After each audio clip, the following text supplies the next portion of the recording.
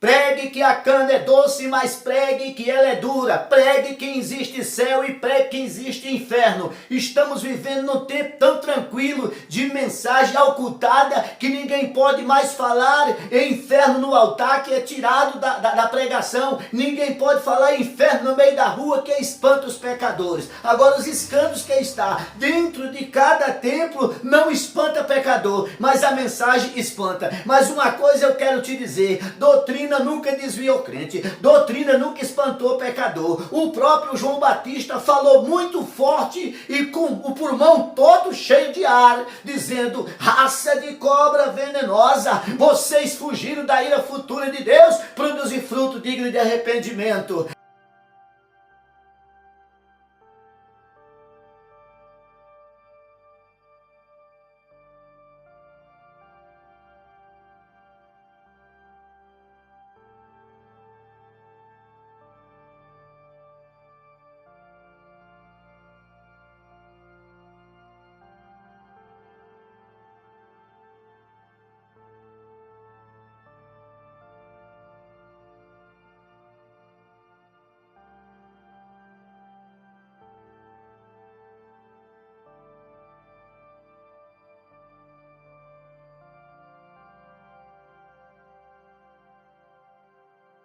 O povo tem falado para mim: não prega contra a droga nessa favela, que você vai sair daqui na carreira. De cale a boca. Drogado, ele só se invoca com você, traficante, se você descobrir os podres dele. Mas se você falar que as drogas não têm futuro, ninguém te persegue, fica amigo. Então prega contra a droga. Se tiver alguém bebendo na sua frente, se tiver alguém que bebe, prega contra a bebida. O evangelho, ele é pregado sem distensão. Quando você diz para um pecador, mostrando para ele o inferno, você está usando de amor. Quando você diz para o irmão, mostrando para ele o inferno, você está usando de amor. Quando você oculta a mensagem, você está usando de desamor. Por quê? Porque ele vai chegar aonde? Na condenação. E você também vai responder pela alma dele. E agora, a palavra de Deus diz para todas as pessoas que estão massageando o ego das pessoas. Você sabe por quê? Virou uma coisa tão séria esse negócio de mensagem, que se você falar duro, ninguém visualiza. Se você falar duro, o povo não dá glória. E as profecias tem que ser tudo boa. Se for profecia que ele está em pecado, terminou, ninguém quer mais te ouvir. Toma logo o microfone. Tem um monte de profeta profetizando sozinho.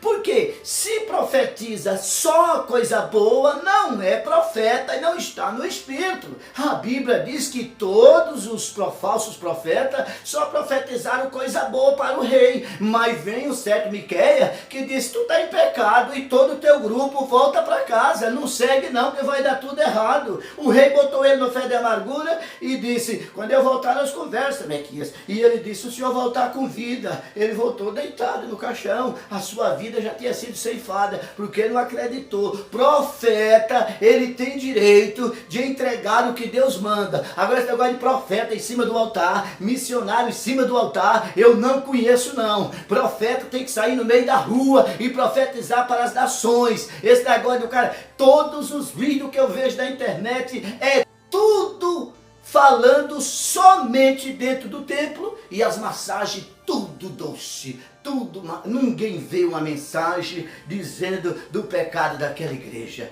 Não, senão ele não grava o vídeo. Ninguém vê uma mensagem, ninguém vê esses pregadores nas ruas manifestando a palavra de Deus. O pecador, você tem que chegar para ele com a Bíblia face a face e mostrar Jesus. O incrédulo, você tem que chegar para ele assim e tentar um jeito de levar uma palavra para entrar no coração dele. Quanto mais você leva banco, quanto mais você leva cadeira, quanto mais você leva som, quanto mais você leva coisa bonita, mais você espanta o pecador. Quanto mais você cria coisas lindas dentro da sua igreja, mais espanta os pecadores. E quando o pecador passa na porta daquela igreja, ou chega e diz: misericórdia, isso aqui é coisa para rico.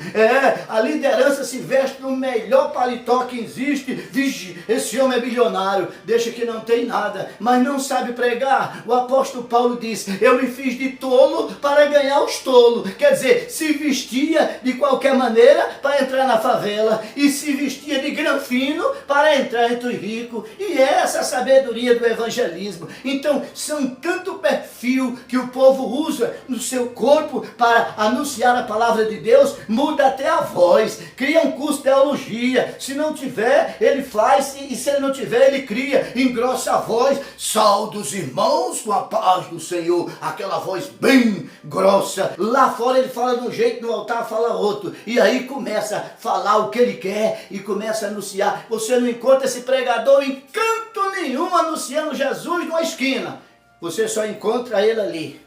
E se no culto tiver poucas pessoas, ele, além de pregar para crente, ainda exige multidões. Entendeu? Crente de altar, de templo, de igreja, é o que mais existe. Agora, pregador das últimas horas, pregador que vai falar com o pecador dentro de casa, que vai entregar um profeta, que vai entregar uma mensagem, esses aí tem bem pouquinho, quase nenhum, porque agora é o tempo do fim dos tempos, aonde o povo estão amando mais os seus prazeres do que os prazeres de Deus, a ponto que esfriou e o povo começa pulando na igreja e falando em língua, mas é carne. Sabe por quê? Porque não tem como um povo que não evangeliza, um povo que não ama, que só vive confusão, de disse-me disse, está falando em língua e nem pulando no poder de Deus. Não, pode ter nesse rebanho alguém aí que está falando em língua, mas é poucos, o resto é carne. Copiaram, viveram a cópia um do outro. Você vê esses pregadorzinhos mirim que aparece na igreja, ele fala a mesma língua do pregador antigo. Eles estudam, os meninos, as crianças, estuda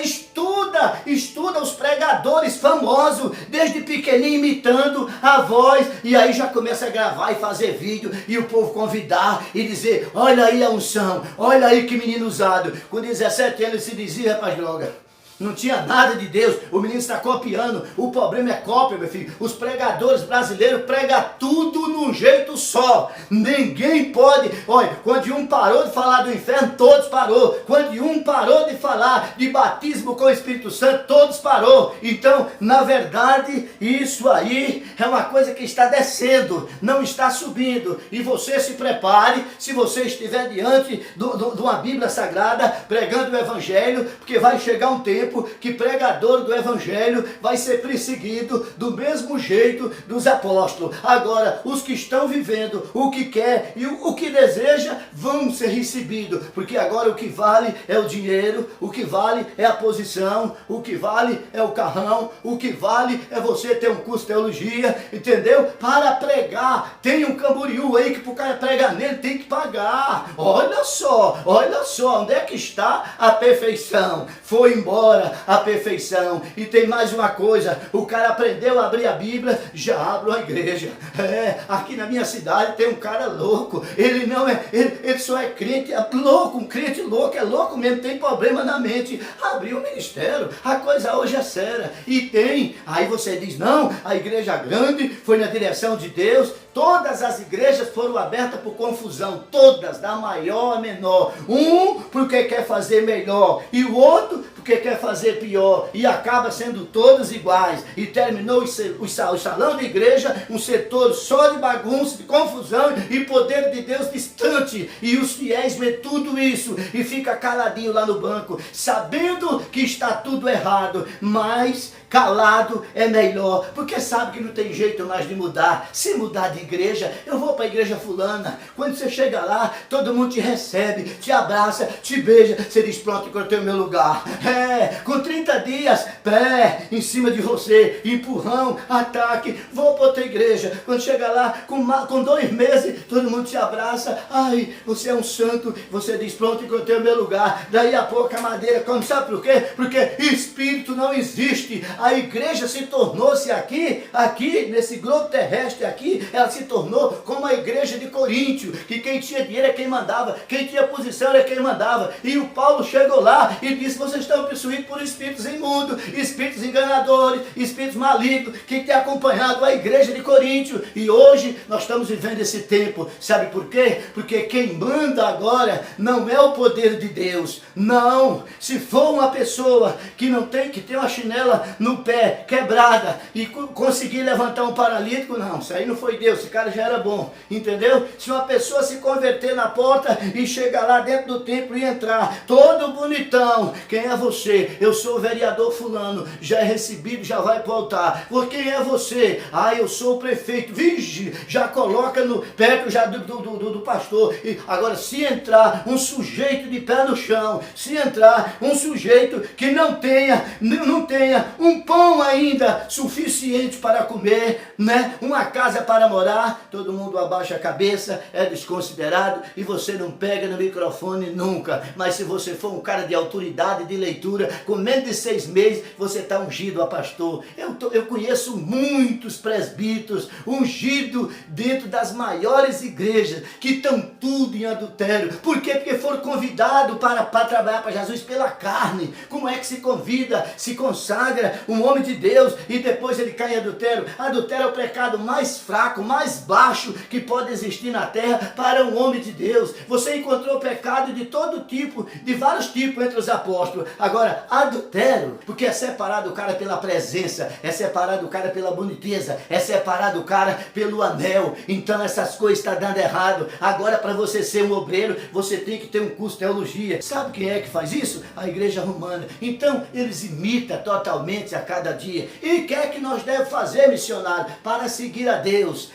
Olhar para Cristo. Olhar para Cristo é simplesmente você vai ficar dentro desse templo olhando para Jesus sem olhar para a liderança. Olhando para Jesus sem olhar para a liderança. Quando ela falar a palavra de Jesus, que vai demorar ela falar, aí você olha para ele, depois volta o olho para Jesus e demora para Jesus. Quando ele falar uma palavra de Deus, aí você olha para ele. Se você focar para ele, a Bíblia diz que um segue e outro segue, os dois no mesmo buraco. A coisa a cada dia que está ficando pior. Mas se você quiser entrar no céu, você tem que renunciar ao mundo. E o que está acontecendo dentro dos templos é mundo dos piores mundos que existe. Porque se você me disser que fofoca, fuxico, sacudir um contra o outro, orgulho, querer um ser mais que o outro, brigar por cargo e etc, etc. Se você disser que não é mundo isso, então você não conhece mundo. Porque tudo isso é mundo.